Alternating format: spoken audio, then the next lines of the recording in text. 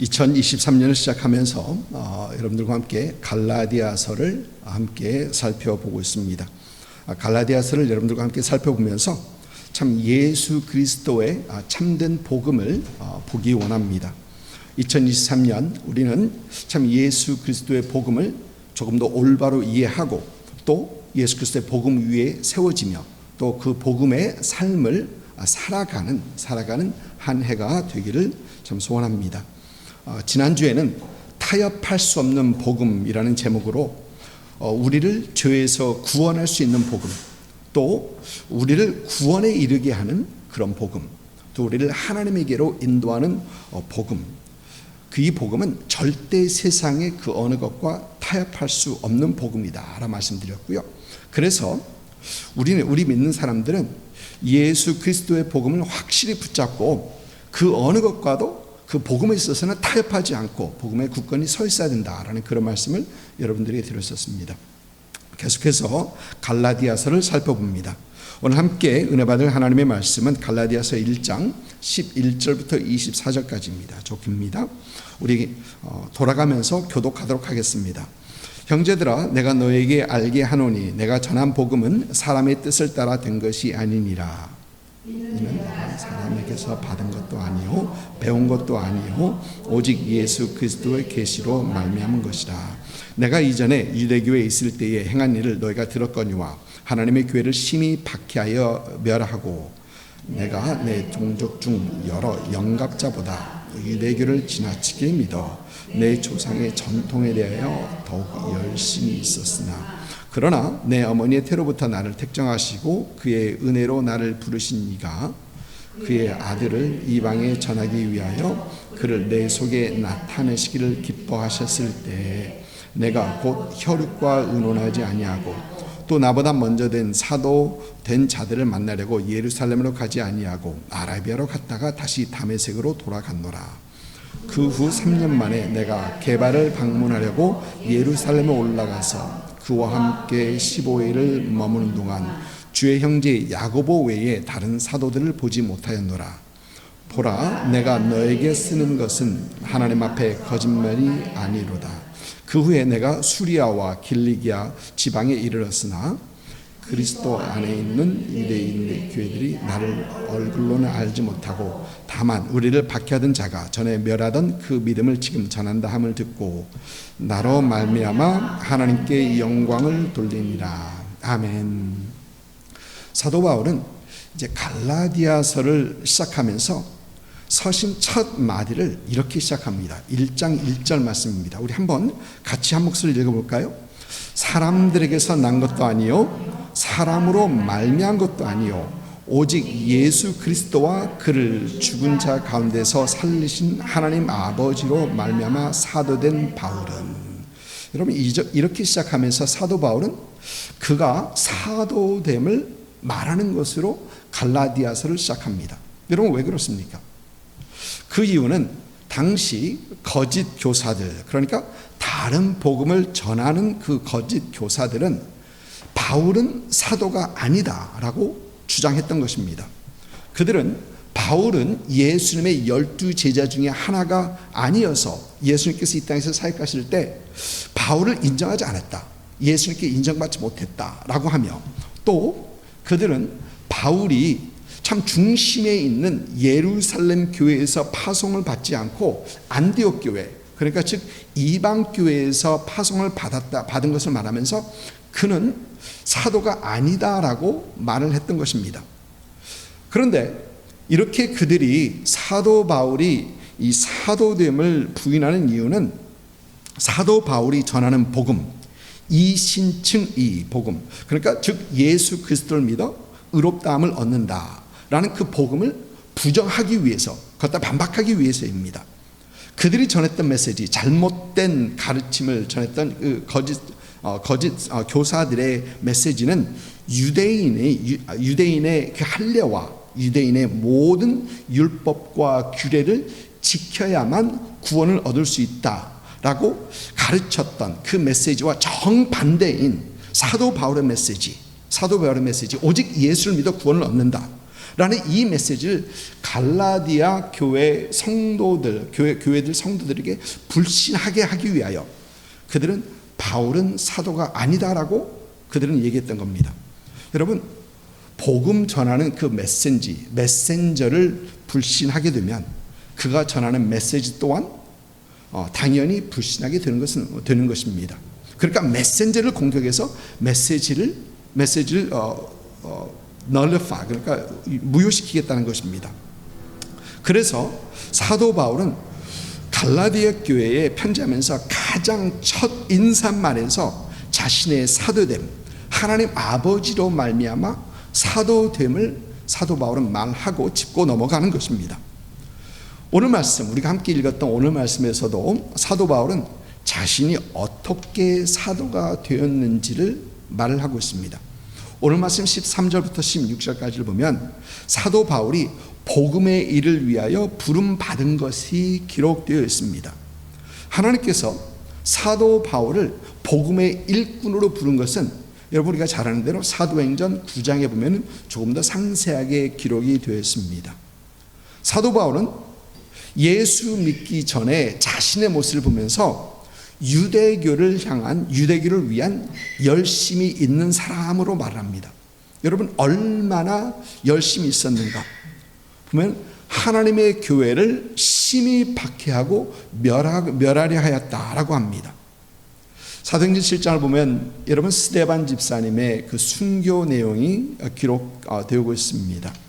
스데반 집사가 예수 그리스도를 전하는데 유대교의 열심인 사람들, 예수 믿지 않는 유대인들은 스데반 집사님을 돌로 쳐서 죽입니다. 그런데 사도행전 7장 57절을 보면 성 밖으로 내치고 돌로 칠세 증인들이 옷을 벗어 사울이라 하는 청년 발 앞에 두니라 라고 합니다. 여러분 옷을 벗어서 어느 특정한 인물 앞에 벗어둔다라는 것은 그 사람이 그 사건의 주동자라는 것입니다. 그리고 여기서 보이는 이 사울이라 하는 그 청년, 이 사울이라는 청년이 우리가 잘 아는 것처럼 그는 후에 바로 사도 바울이 될 그 사람입니다. 히브리 이름은 사울, 헬라어식 이름은 바울 이렇습니다. 당시 사울은 예수의 이름을 증거하는 사람들을 박해하고 죽이기까지 하면서 유대교를 향한 열심이 있었다라고 합니다. 여러분 생각해 보면 충분히 이해합니다. 유대교에서 자신을 하나님이라고 하여서 신성 모독죄로 처벌한 사람, 그 사람이 그리스도라고 전하는 사람들은 유대교 측면에서 보면은 처벌받아 마땅한 거죠. 처벌받아 마땅합니다. 그리고 사도 바울은 남다른 열정으로 스데반 집사님을 돌로 쳐 죽이는데 앞장섰던 그런 사람이었습니다. 그런데 사도 바울의 유대교를 향한 열정은 여기서 그치지 않습니다. 오늘 말씀 14절을 보니까 내가 내 동족 중 여러 영갑자보다 유대교를 지나치게 믿어 내 조상의 전통에 대하여 더욱 열심히 있었으니 라고 합니다. 여러분 어떤 열심입니까? 사도행전 9장에서 보니까 사울은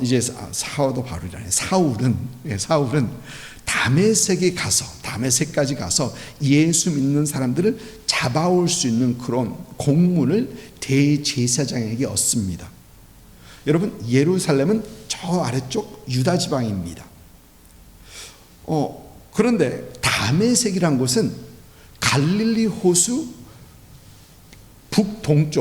북동쪽에 있는 그 먼 도시입니다. 약 200km, 그러니까 마일로 하면 124마일 정도. 그런데 그 먼 곳을 가서 예수 믿는 사람을 잡아오겠대요. 그런 열정을 가진 그런 사람입니다. 이런 사도 바울을 사도행전 9장에서는 조금 다르게 표현합니다. 보니까 사울이 주의 제자들에 대하여 여전히 위협과 살기가 등등하여 사울은 당시 유대교를 향한 열심으로 했다고 생각했었는데 후에 보니까 그것은 오직 위협과 살기뿐이었더라. 위협과 살기뿐이었다라는 것입니다. 여러분, 그런데 이런 사람을, 이런 사울을 하나님께서는 복음의 일꾼으로 부르십니다. 오늘 말씀 15절 보니까 그러나 내 어머니의 태로부터 나를 택정하시고 그의 은혜로 나를 부르신 이가 라고 말합니다. 하나님께서는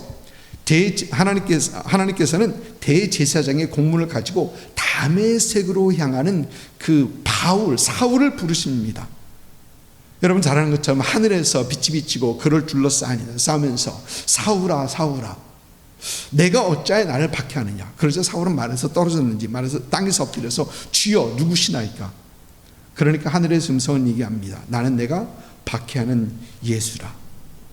사도행전 9장에 우리가 잘 아는 말씀이죠. 이러면서 사울은 부활하신 살아계신 예수님을 만나게 되고 그는 이방인의 사도로 부름을 받게 되었던 겁니다. 그런데 여러분 오늘 말씀에서 사도 바울은 이 사건을 하나님의 은혜다라고 얘기합니다. 하나님의 은혜다.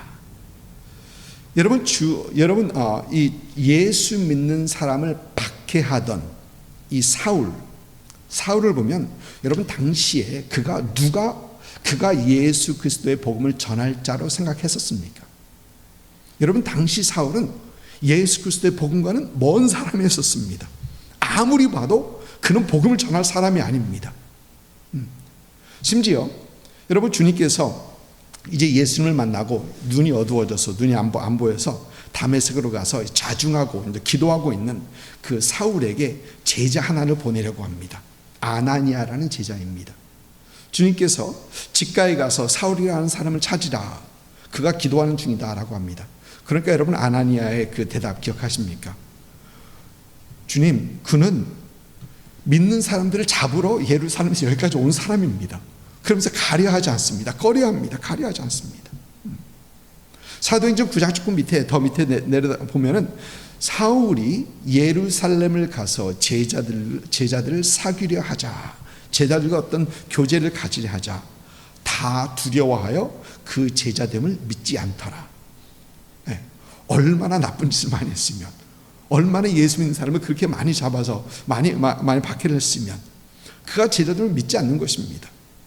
여러분 그런데 주님께서는 그를 부르셨다 합니다. 그에게 은혜 베푸셨다 합니다. 그를 복음의 일꾼으로 삼으셨다고 합니다.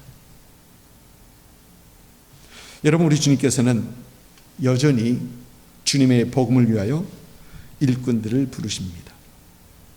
물론 이 일꾼은 에베소서 4장 11절을 보면 그가 어떤 사람은 사도로, 어떤 사람은 선지자로, 어떤 사람은 복음을 전하는 자로, 어떤 사람은 목사와 교사로 삼으셨으니라고 하면서 교회를 세우는 일꾼들로 부르시기도 하십니다. 그러나 여러분 우리 주님께서는 예수 믿는 모든 자들을 복음의 일꾼으로 세우십니다. 여러분 사도행전 8장을 보니까 교회에 큰 박해가 일어납니다. 그러자 성도들이 예루살렘의 한 곳에 모여있지 않고 이제 다른 곳으로 다 흩어지기 시작합니다. 이때 교회를 핍박했던 사람들 중 한몫했던 사람이 사울이에요. 큰 한몫합니다. 그런데 사도행전 8장 4절을 보면은 그 흩어진 사람들이 이렇습니다. 흩어진 사람들이 두루 다니며 복음의 말씀을 전할세. 여러분 성경을 보면 제자들, 예수님의 사도들은 예루살렘에 다 남아있고 다른 사람들은 흩어집니다. 그런데 이 흩어진 다른 사람들, 사도 아닌 다른 사람들이 예수 그리스도의 복음을 전하기 시작했다라는 것입니다. 복음의 일꾼된 사람들은 부름 받았던 사도들뿐만이 아니었고 모든 믿는 성도들, 모든 사람들이 복음의 일꾼으로 서 있었다라는 것입니다.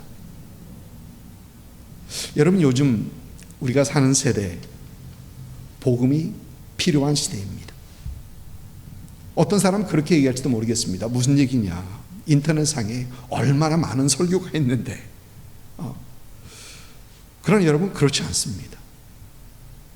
여러분 홍수 중에 가장 필요한 것이 생수인 것처럼, 홍수처럼 수많은 메시지들이 쏟아져 나오는 이 세대에 가장 필요한 것이 올바른 복음이라는 것입니다.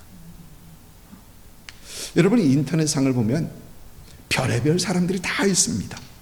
물론 그 인터넷에서는 올바른 메시지를 전하시는 그런 목사님들도 있습니다. 그러나 사람들 듣기 좋은 물탄 복음, 영어로 하면 watered down gospel 그러죠. 복음도 아닌 복음, 다른 복음, 이런 것들이 너무 많다는 것입니다. 여러분, 그래서 요즘 시대에 꼭 필요한 것이 올바른 복음을 선포하는 것입니다. 오직 예수 그리스도 한 분으로 구원을 받는 그 복음을 선포해야 되는 시대입니다.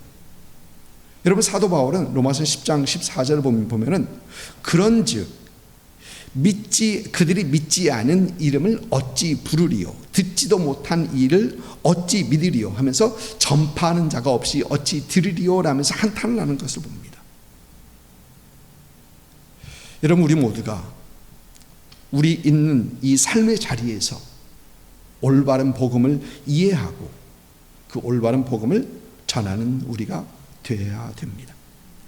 이런 여러분들 될 수 있기를 주님의 이름으로 축복합니다. 오늘 말씀에서 사도 바울은 그가 전했던 메시지, 그 메시지 또한 예수 그리스도의 계시로 인한 것이다 라는 얘기를 합니다. 그가 하나님의 은혜로, 하나님의 뜻으로 복음의 일꾼이 되었을 뿐만 아니라 이제 그가 전한 메시지도 예수 그리스도의 계시로, 사람에게서 받은 것도 아니요, 배운 것도 아니요, 오직 예수 그리스도의 계시로 말미암은 것이다 라는 얘기를 합니다. 여러분, 여기서 우리는 이 계시라는 걸 잘 이해해야 합니다. 계시라는 일은 감추어졌던 것을 참 하나님의 은혜로, 성령의 은혜로 이제 알려지는 것을 계시라고 합니다. 여러분, 사도 바울의 가르침이 유대주의자들의 가르침과 다를 수밖에 없었던 이유는 그의 가르침은 사람의 가르침이 아닙니다. 유독의 전통적 가르침이 아닙니다. 성령의 은혜 속에서 그에게 주신 계시의 말씀이기 때문에 다를 수밖에 없었더라. 성령께서 깨닫게 하신 그 가르침, 예수님께서 직접 주신 계시이기 때문에 다를 수밖에 없다는 것입니다. 근데 여러분, 이 계시라는 단어가 신학적으로는 매우 민감한 단어입니다. 그게 굉장히 민감한 단어입니다. 제가 신학교 다닐 때 교수님에게 이런 질문을 한 적이 있었습니다. 사도 바울이 계시를 얻은 것처럼 우리도 하나님께 계시를 얻을 수 있지 않느냐. 그때 어린 생각에는 충분히 사도 바울의 계시를 주신 하나님께서 나에게도 계시 주지 않겠느냐라는 그럴 수 있지 않느냐라는 그런 질문을 했었습니다. 그때 교수님의 대답이 제 머릿속에 아직도 생생합니다. 우리 기독교 교리는 하나님의 성서가 정경화되는 것과 함께, 즉 성경이 완성됨과 함께 하나님의 특별 계시는 닫혔다라는 겁니다. 하나님의 특별 계시는 닫혔다라는 것입니다. 그래서 성경 외에 다른 특별한 계시를 주시지 않는다는 겁니다. 무슨 얘기입니까? 이 말은 성경 외에 다른 것을 더하지 못한다라는 것입니다. 아멘. 여러분, 성경 외에 다른 것을 더하면 안 됩니다. 더하지 못한다는 것입니다. 여러분, 몰몬교는 1827년에 조셉 스미스라는 사람이 몰몬경의 금판을 발견했다고 주장합니다. 그러면서 그들은 새로운 계시, 성경과 동등하게 여기는 그 새로운 계시를 받았다라고 얘기합니다. 그래서 몰몬교는 성경과 몰몬경을 같은 권위로 보고 있습니다. 그러나 여러분, 우리 기독교는 그것을 인정하지 않습니다. 절대 인정하지 않습니다. 그래서 몰몬교를 이단이라고 하는 겁니다. 처음부터 이단이라고 하는 겁니다. 여러분, 우리 안에 깨달음, enlightenment, 그리고 비침, illumination, 그런 것들은 인정합니다. 하나님께서, 성령님께서 우리 안에 새로 깨닫게 하시는 거, 그거 인정합니다. 성경을 보다가 하나님께서 나에게 비침을 주셔서 이건 깨달았어. 이건 분명히 인정합니다. 그러나 새로운 계시, New Revelation은 기독교에서는 절대 인정하지 않고 있습니다. 여러분, 그래서 우리가 사용하는 단어들도 그렇습니다. 성경에서 새로운 것을 깨달았을 때는 우리가 깨달았다고 해야지 우리가 하나님께서 나에게 계시를 주셨어 이런 용어는 사용하는 거 아닙니다. 하나님께서 나에게 계시를 주셨는데 그건 계시를 주신 게 아니라 깨닫게 하신 거예요. 이런 용어 참 조심해야 합니다. 그러면 사도 바울의 이 계시는 성경의 가르침과 또 사도들의 가르침과 정반대되는 것이었느냐? 여러분, 그렇지 않아요.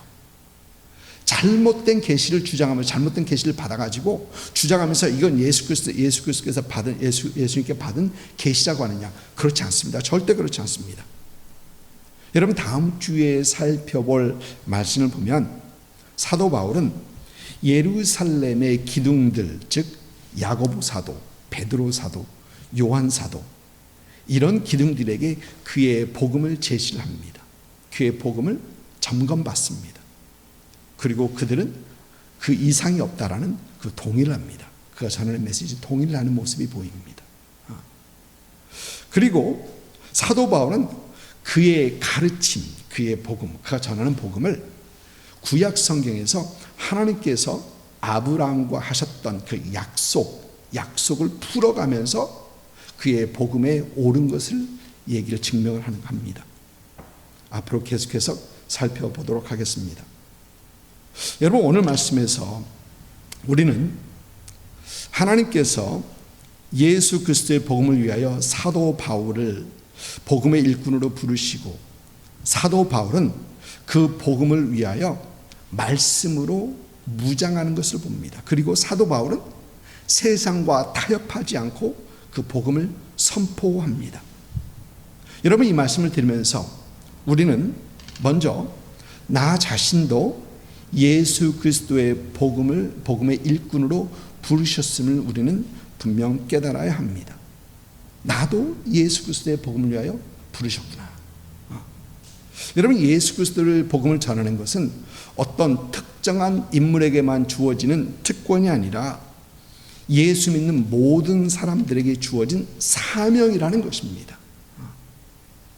이를 깨달아 우리 삶 속에서 꾸준히 예수를 말하고 전하는 여러분들 되시기를 주님으로 축복합니다.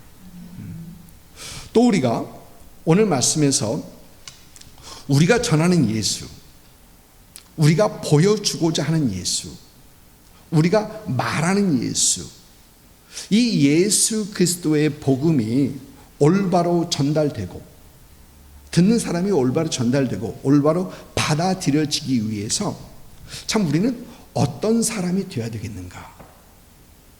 나는 어떤 사람이 되어야 이 예수 그리스도의 복음이 제대로 전해지겠는가? 라는 그런 생각을 해봅니다. 여러분, 조금 전에 말씀드렸던 것처럼 메신저가 신뢰를 잃게 되면 그 메시지는 들려지지 않습니다. 그 메시지는 받아들여지지 않습니다. 여러분, 신뢰 없는 사람의 말을 듣습니까? 듣지도 않죠. 귀담아 듣지도 않죠. 목회 데이터 연구소에 지용근 대표라는 분이 계십니다. 근데 그분에 의하면 믿지 않는 사람들 중 한국 교회를 신뢰하는 그 신뢰도는 8%라고 합니다. 믿지 않는 사람들이 예수 믿지 않는 사람들 중에 교회를 믿을 수 있어 라고 하는 사람이 8%입니다. 그러면 92%는 교회는 믿지 못한다는 겁니다. 여러분, 이래서 한국 교회의 복음 전파가 잘 되지 않는다고 그래요. 왜?